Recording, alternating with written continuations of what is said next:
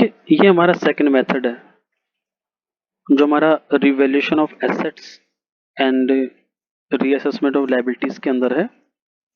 When partners want to record the revised values in the books, इस condition में partners क्या करते हैं, हमारे जितने भी एसेट्स की वैल्यूज इंक्रीज होती है या डिक्रीज होती है और साथ ही साथ हमारे जो लायबिलिटीज हैं उनकी वैल्यूज में भी जो भी प्लस माइनस होता है उसको हम रिकॉर्ड करते हैं थ्रू द जर्नल एंट्रीज। तो जर्नल एंट्री जो हम रिकॉर्ड कर रहे हैं किस किस चीज के लिए, increase in assets, decrease in assets, increase in liability and decrease in liability. और इनकी वैल्यूज को रिकॉर्ड करने के बाद, इनकी वैल्यूज को प्लस माइनस करने के बाद जो भी हमारा नेट अमाउंट आएगा that will be either profit और लॉस, उसको हम पार्टनर्स के कैपिटल अकाउंट में शिफ्ट करते हैं in old profit sharing ratio. और अगर हमारा जो कैपिटल है वो फिक्स्ड है then it will be shift to the current account. और ये जो हम जर्नल एंट्री पास करते हैं वो हम किस तरीके से पास करते हैं, first if there is increase in the value of assets, assets account debit to revaluation account. Assets increase होने से एसेट डिक्रीज, एसेट्स इंक्रीज होने से डेबिट होता है और रिवैल्यूएशन अकाउंट क्रेडिट होगा। Increase in the value of assets business के point of view से एक तरीके का प्रॉफिट है और जो रिवैल्यूएशन अकाउंट है हमारा वो नॉमिनल नेचर का होता है जिसके अंदर लॉसेस डेबिट होते हैं और जो हमारे इनकम्स होते हैं, प्रॉफिट्स होते हैं वो क्रेडिट होते हैं। तो यहाँ पर रिवैल्यूएशन अकाउंट क्रेडिट है, एसेट्स डेबिट। एसेट्स के अंदर जितना चेंज आया उसको हम डेबिट कर रहे हैं और उसका जो नेट इफेक्ट है that has been shifted to the revaluation account. Then if we have increase in the value of liability, revaluation debit होगा, लायबिलिटी क्रेडिट होगा। लायबिलिटी में जो इंक्रीज हो रहा है वो बिजनेस के पॉइंट ऑफ व्यू से जो आपका क्या है, एक तरीके का लॉस है, इसलिए हम रिवैल्यूएशन को डेबिट कर रहे हैं। और लायबिलिटी जब इंक्रीज होता है तो वो अपने आप में क्रेडिट होता है।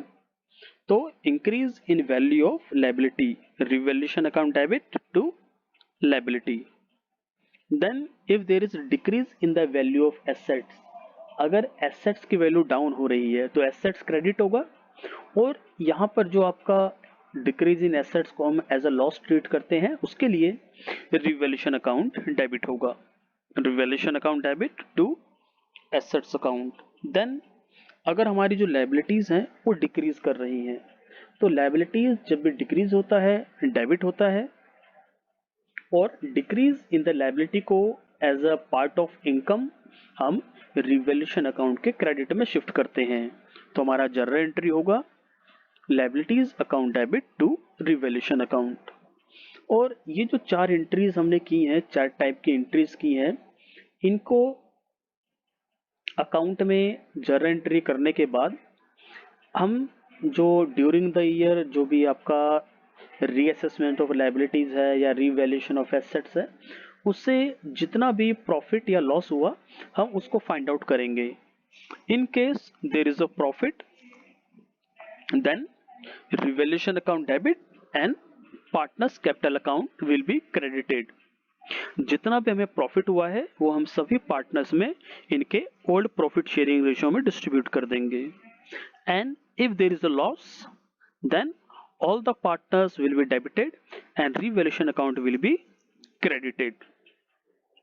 तो ये हमारे जर्नल एंट्रीज थी in case of revaluation of assets and reassessment of liabilities।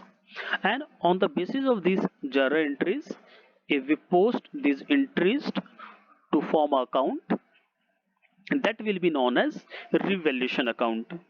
जितने भी हमारे एसेट्स लायबिलिटीज में चेंजेस आए हैं उनकी एंट्रीज को अगर हम पोस्टिंग करते हैं तो उससे एक नया अकाउंट बनता है that is revaluation. This is the question, A B and C share profits in 532, they decided to share their future profits as 433। on this date the following revaluation have taken place। हमारे पास old ratio given है, new ratio given है, और साथ साथ जो हमारे कुछ assets और कुछ लायबिलिटीज के अंदर वैल्यूज के अंदर क्या क्या चेंजेस आए हैं एज पर the book values, those are given. Investment पहले 50 था, अभी 80 हो गया है। इन्वेस्टमेंट पहले 90 था, अभी 80,000 हो गया है। क्रेडिटर्स पहले 75,000 था, अभी 60,000 हो गया है। और जो हमारे आउटस्टैंडिंग एक्सपेंसेस थे, पहले 50,000 थे, अभी 55,000 हो गए हैं। तो इनके बेस पे हमें जर्नल एंट्रीज पास करनी है, and we have to also prepare the revaluation account. तो आइए इसके सॉल्यूशन की तरफ चलते हैं। This is the format of journal. जो हमारा सबसे पहला था एंट्री, इन्वेस्टमेंट। इन्वेस्टमेंट हमारा इंक्रीज कर रहा है, इसकी वैल्यू पहले 50 थी, अभी 80 हो गई है। तो इन्वेस्टमेंट जब भी इंक्रीज होता है, एसेट्स है, डेबिट होगा, और इसका नेट इफेक्ट शिफ्ट होगा रिवैल्यूएशन अकाउंट में। तो हमारा जो एंट्री होगा that will be investment account debit to revaluation account. और यहां पर चेंज कितना आया, 30,000। तो जितनी वैल्यूज का चेंज आया उसको हम लिखेंगे 30,000। Then next we have machinery. Earlier it was 90,000, now it is valued at 80,000। तो मशीनरी डिक्रीज कर रहा है, ये क्रेडिट होगा, और इसका जो नेट इफेक्ट है that will be shifted to the revaluation account. तो हमारी एंट्री क्या होगी, revaluation account debit to machinery account. और अमाउंट कितना आएगा, 90 minus 80 that is 10,000। Revaluation account debit to machinery account, amount 10,000। Then we have creditors. Creditor हमारे पहले 75,000 थे, अब ये हो गया है 60,000। तो क्रेडिटर कम हो रहा है। तो क्रेडिटर जब भी कम होते हैं, लेस होते हैं, डिक्रीज होते हैं, तो वो डेबिट होते हैं। तो क्रेडिटर डेबिट होगा, और उसके अपोजिट में क्या आ जाएगा, रिवैल्यूएशन अकाउंट। तो हमारी एंट्री होगी creditor account debit to revaluation account, an amount 75 minus 60,000 that is 15,000. Difference. Entry creditor account debit to revaluation account, an amount 15,000 each. Then outstanding expense पहले 50 थे, अभी 55,000 हो गए हैं।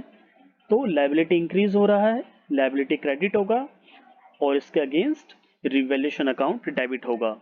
Revaluation account debit to outstanding expense account and amount will be 5,000. अब ये जो entries हमने की हैं रिगार्डिंग जो हमारे पास एडजस्टमेंट्स गिवन थे, इसमें अब आप देखिए कि रिवैल्यूएशन अकाउंट कुछ एंट्रीज में डेबिट हुआ है और कुछ में क्रेडिट हुआ है। तो यहाँ अब हम क्या करेंगे, डेबिट वाले अमाउंट्स का सम अलग करेंगे और क्रेडिट वाले अमाउंट्स का सम अलग करेंगे। तो फर्स्ट एंट्री में रिवैल्यूएशन क्रेडिट है, उसके बाद देखते हैं रिवैल्यूएशन अगेन कब क्रेडिट हुआ है, क्रेडिटर के साथ। क्रेडिटर डेबिट टू रिवैल्यूएशन, यहाँ पर 15,000। तो जो हमारा रिवैल्यूएशन अकाउंट है दो बार क्रेडिट है, फर्स्ट अमाउंट 30,000, उसके बाद 15,000, टोटल 45,000। वैसे ही अगर हम डेबिट वाले को देखें तो रिवैल्यूएशन अकाउंट हमारा सेकंड एंट्री में डेबिट हुआ है 10,000, और उसके बाद फोर्थ एंट्री में डेबिट हुआ है 5,000, टोटल 15,000। तो रिवैल्यूएशन अकाउंट डेबिट का टोटल आया 15, क्रेडिट का टोटल आया 45, डिफरेंस 30,000। मींस हमारा जो रिवैल्यूएशन है 30,000 कम है डेबिट में। तो डेबिट और क्रेडिट को इक्वल करने के लिए हम क्या करेंगे, रिवैल्यूएशन अकाउंट को 30,000 से और डेबिट करेंगे। दूसरा एस्पेक्ट आपका क्या है, जब रिवैल्यूएशन को आपने क्रेडिट किया है दैट इज प्रॉफिट, और जब रिवैल्यूएशन डेबिट हो रहा है दैट इज लॉस। क्रेडिट ज्यादा है, डेबिट कम है, it means we have profit. और प्रॉफिट को हम डिस्ट्रीब्यूट करेंगे। जब हम प्रॉफिट को डिस्ट्रीब्यूट करते हैं तो प्रॉफिट डेबिट होता है, और जो हमारे पार्टनर्स होते हैं उनका कैपिटल अकाउंट क्रेडिट होता है। यहां पर हमारा जो डिफरेंस आया that is 30,000। Revaluation account debit side 30,000 कम है, यहाँ पर 30,000 का प्रॉफिट है। तो उस प्रॉफिट को जब हम डिस्ट्रीब्यूट करेंगे तो रिवैल्यूएशन अकाउंट डेबिट होगा, और हमारे जो 3 पार्टनर्स हैं ABC वो क्रेडिट होंगे। रिवैल्यूएशन अकाउंट में हमारा डिफरेंस कितना आया था, 30,000। इसको हम तीनों पार्टनर्स में डिवाइड करेंगे in old ratio. Old ratio हमारा कितना है, 5:3:2। तो 5:3:2, 5/10, 3/10 एंड 2/10। तो जो हमारा 5/10 से हम 30,000 को मल्टीप्लाई करेंगे, ये आएगा 15,000। बी के लिए 30,000 मल्टीप्लाई बाय 3/10, 9,000, और सी के लिए 30,000 मल्टीप्लाई 2/10 दैट विल बी 6,000। तो जो इन तीनों पार्टनर्स का हमारा डिफरेंट जो प्रॉफिट्स में शेयर आया दैट इज 15,000, 9,000 एंड 6,000। और अगर हम इन एंट्रीज को अगर रिवैल्यूएशन अकाउंट में शिफ्ट करते हैं तो उसमें देखिए क्या होगा।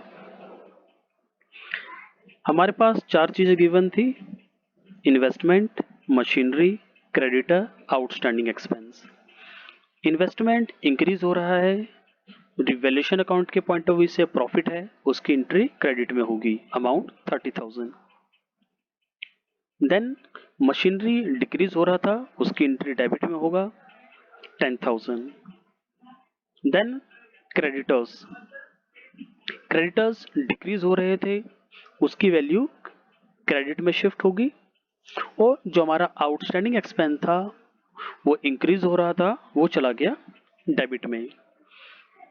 अब इसके बाद देखिए इन चारों एंट्रीज को रिवैल्यूएशन अकाउंट में शिफ्ट करने के बाद हम बैलेंस फाइंड आउट करेंगे। तो हमारा जो डेबिट साइड का टोटल हम देख रहे हैं 15,000 है, और क्रेडिट साइड का टोटल है 45,000। इट मीन्स क्रेडिट साइड ज्यादा है, तो पहले हम क्रेडिट का टोटल लिखते हैं 45। ये सेम अमाउंट आपके आएगा डेबिट साइड में, और डेबिट साइड में बैलेंस निकालेंगे हम लोग, और बैलेंस हमारा कितना आया 30,000। और इस बैलेंस को हम लोग किस नाम से लिखेंगे, टू पार्टनर्स कैपिटल अकाउंट। ये जो हमारा 30,000 बैलेंस आया this is the profit on revaluation. और इस प्रॉफिट को हम क्या करेंगे, तीनों पार्टनर्स में इनके ओल्ड रेशो में बांट देंगे। हमारा ओल्ड रेशो क्या था, 5:3:2। तो जब हम इसको 5:3:2 में बांटेंगे तो इनका ABC के रेस्पेक्टिव शेयर्स क्या क्या आएंगे, 15,000, 9,000 एंड 6,000। तो ये हमारा इनका डिस्ट्रीब्यूशन हो गया। जो हमारा प्रॉफिट ऑन रिवैल्यूएशन आया, हम तीनों पार्टनर्स में A, B और C में हमने 15,000, 9,000 और 6,000 डिस्ट्रीब्यूट कर दिया। So this was the revaluation account.